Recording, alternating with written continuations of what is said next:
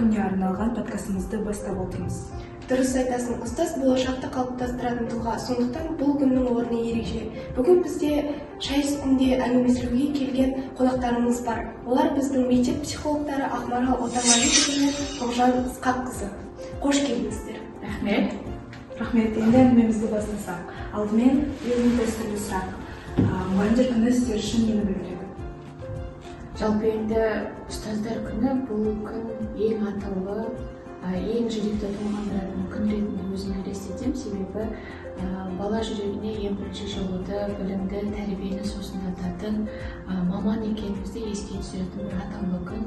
Одан кейін жалпы өзім ұстаз ретінде болғандықтан өзімді тәрбиелеп, білімге жетелеген, осы қызығушылықты арттырған өзімнің ұстаздарыма деген алғысымды білдіретін бір күн ретінде маған елестейді. Тоғжан Ысқаққызы, ал сіздің ойыңызша қалай? Ұстаздардың ерен еңбегін бағалайтын, осындай ерекше мерекеде оқушыларға білім беретін, жолдарын ашқан, асыл жандарға деген алғысқа толы мереке күні деп санаймын, осы ұстаздар күнін. Психологтар ретінде айтыңыздаршы, қазіргі таңда мұғалімдер қандай психологиялық қиындықтарға тап болып жатыр? Енді мектеп психологы ретінде мұғалімдердің қандай психологиялық күйзелістерге ұшырайтынын жалпы атап өтсем, ең бірінші ол кез келген адамның бойында эмоциялық күйзеліс болады, яғни қажу деп айтады ғой. Көңіл күйінің лезде өзгеруі, шектен тыс мысалы оқушылардың жетістіктері немесе іс-әрекеттерін уайымдау, сол жағынан күйзеліске ең алдымен ұшырап жатады. Одан кейін біз тікелей қарым-қатынас ортасында жүргеннен кейін ата-аналармен қарым-қатынас барысында да күйзеліске ұшырап жатуы мүмкін. Себебі әртүрлі ата-ана бар, әртүрлі бала бар. Әр баланың мінез-құлқы әртүрлі болса, дәл сол сияқты ата-ананың да мінез-құлқы әртүрлі болып келеді. Ол ата-аналармен қарым-қатынас құруда түрлі қиыншылықтарға тап болып жатса, сондай бір қиыншылықтар, күйзелістер келіп ұшырауы мүмкін. Одан кейін уақыттың тапшылығы деп айтсақ болады, себебі қазір мұғалімдердің тікелей жұмыстарына деген оқу жүктемесінің көптігі. Өйткені үй тапсырмасын тексеру, шеттен тыс мысалы қоғамдық жұмыстарға белсене қатысуы, соның барлығына да мұғалімдердің жалпы уақытының жетіспеуі. Себебі отбасылық жағдайларда ол кісілердің бала тәрбиесіне де арнайтын уақыттары болады. Сол уақыттардың ішінде ол кісі тіпті үйде отырып та ол жұмыстарды істеуі мүмкін. Сол кезде осындай қиыншылықтарға жалпылама психологиялық тұрғыда тап болуы мүмкін.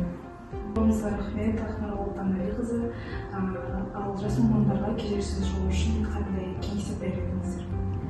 Жас мамандарға психолог ретінде менің берер кеңесім өмір мен жұмысты тепе-теңдікте сақтау.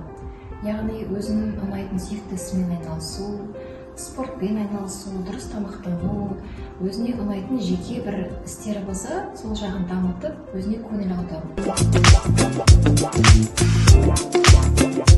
Енді бұл сұраққа мен де өз ойымды қосып кеткім келеді, себебі өзім де жас маман болғандықтан, жас маман кезінде қандай күйзелістерден қалай шыққандығымды біраз бөлісіп өтейін.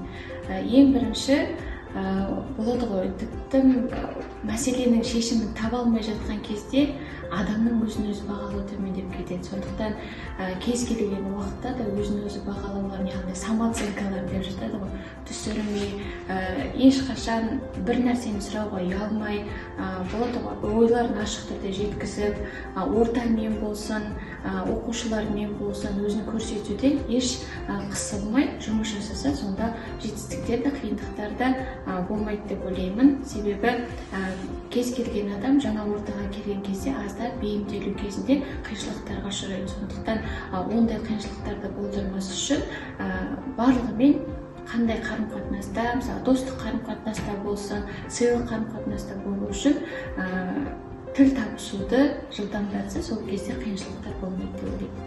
Жақсы, рахмет. Ендігі егер мұғалімге бір супер қабілеттік беретін болсақ, ол қандай болушы еді?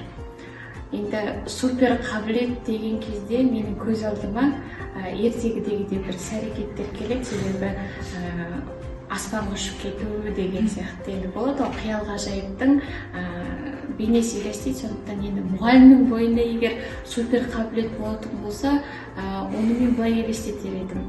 Мысалы, алдымызда отырған 30 бала, сол 30 баланың мінез құлқын барлығын лезде біліп, сол баламен лезде бір ақпараттарды, тақырыптарды тез түсіндіріп, жеңіл түрде барлық бала дарынды, қабілетті болып шығатындығы мен мысалы супер қабілет деп елестетер едім. Одан кейін болады тағы бір мәселе, ол қазір барлық мәселенің шешімін лезде таба білетін болса, сонда қазір біздің планетамызда, ғаламшарымызда деп айтсақ, мүлдем мәселелер, қиындықтар, қақтығыстар болмар еді.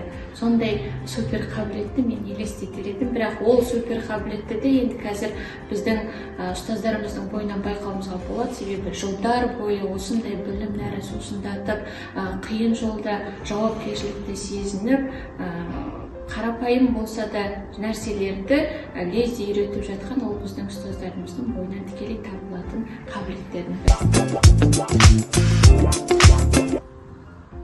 Өте керемет жауап деп санаймын. Енді қазіргі таңдағы мұғалімді бір сөзбен сипаттай аласыздар ма? Қазіргі таңдағы мұғалімді бір сөзбен сипаттасақ, ол тек қана білім беруші емес, оқушыларды шабыттандырушы, оқушылардың өмірде алдарына қойған мақсаттарына жеткізе білетін бірден бір маман иесі деп айтсам болады. Сонымен қатар, ол тек қана заманауи технологияларды біліп қана қоймай, өзіміздің ұлттық құндылықтарымызды оқушыларға дәріптей білу керек деп ойлаймын. Рахмет. Енді мұғалімдердің көңіл-күйін көтеретін қарапайым, бірақ әсерлі үш тәсілін айтып жіберсеңіздер. Мұғалімнің көңіл-күйін көтеретін, енді мұғалімнің көңіл-күйін ең бірінші мектеп қабырғасында көтеретін ол тікелей оқушылардың эмоциялары деп айтсақ болады. Өйткені олардың көңіл-күйі болмаса, ұстаздың да көңіл-күйі болмайды. Сондықтан ең бірінші оқушылардың жылы шырайы, жылы жүздері тікелей мұғалімнің көңіл-күйін көтереді. Одан кейін әрине үй тапсырмасын орындайтын оқушылар мұғалімнің көңіл-күйін көтеріп, өйткені берген тапсырманы орындап жатқан бала тікелей кері байланыс кезінде мұғалімнің айтқандарын істейтін болса, ертең ол да жетістікке жететіндігі анық. Сондықтан екінші бұл көңіл-күйді көтеретін нәрсе. Одан кейін үшінші әрине еңбегінің ақталып жатқандығы болса, өйткені қанша ізденіп, қанша жыл берген білімін дарытып, баланың бойына үйретіп жатса, ол тікелей мұғалімнің де еңбегі, баланың да жемісі. Сондықтан көңіл-күйді көтеретін дәл осы үш тәсіл деп ойлаймын. Өте керемет жауап. Ендігі тағы бір ойлы сұрақ қойғым келіп тұр. Келесі алдағы жылдарда мұғалімдерді қалай елестетесіздер? Келесі жылы деп айтып отырсыз ба сонда? Алдағы енді жалпылама мұғалімдерді емес, мен өзімді елестетейін. Себебі біз бұрын жас маман болып келген кезде мен 5 жылдан кейін немесе 3 жылдан кейін келесі жылы қандай болады екен деп өзімді елестететінмін. Енді Индира Тавакуловасының берген білім тәрбиесінің арқасында мен өзімді 3 жылдан кейін мектеп психологы ретінде қазір болады ғой, жоғарыда емес, төменде деңгейде емес, өзімді бір қалыпты деңгейде осы маманның иесі ретінде жауапкершілігімді сезініп, қызығушылығым одан сайын бала бойындағы ерекшеліктерді анықтауға артып келеді. Сондықтан 5 жылдан кейін мен өзімді бірлікті нағыз психолог маман ретінде елестетемін. Енді мектеп психологының бойында біршама қасиеттер болу керек. Ол тікелей баланың жай-күйін анықтау, ол балаға көмек көрсету, қол ұшын созу, қиын жағдайлардан алып шығуға жәрдемдесу, осы мәселелердің барлығы енді шешіліп болады ғой. Бір 5 жылдан кейін осы мәселелерді шешуде ешқандай бір қиындықтар болмайтындай елестетемін. Рахмет, құрметті қонақтар. Соңында мұғалімдерге арналған тілектеріңізді айтып жіберсеңіздер. Мен сіздерге тілейтінім, құрметті әріптестерім, маған сабақ берген ұстаздарым, сіздерге тілерім, ең алдымен зор денсаулық тілеймін. Шәкірт тәрбиелеп отқан оқушыларымыз сіздердің абыройларыңызды ақтап, әрқашанда оқушыларымыз биік белестерде көріне беруіне тілектеспін. Отбасыларыңыз аман болсын.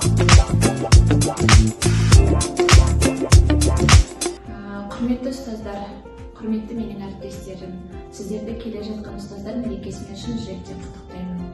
Сіздерге шәкірт ретінде ғана емес, әріптес ретінде ыстық ықыласымды білдіргім келеді. Құрметті ұстаздар және әріптестер, сіздерге зор денсаулық, ашық аспан, мол бақыт, шәкірттеріңіздің жетістіктері көп болсын, еңбектеріңіз ақтала берсін. Себебі қазір ұстаздық жолда өзім де жүргендіктен бұл жолдың қандай табандылықты, қандай шыдамдылықты талап ететіндігін түсінгендеймін. Сондықтан сіздерге шыдамды да табанды, қайратты жолдарды өтулеріңізді тілеймін. Ұстаздар мерекесі құтты болсын. Мұғалімдер күні құтты болсын. Осымен біз подкастымызды аяқтаймыз. Келгендеріңізге көп рахмет. Рахмет.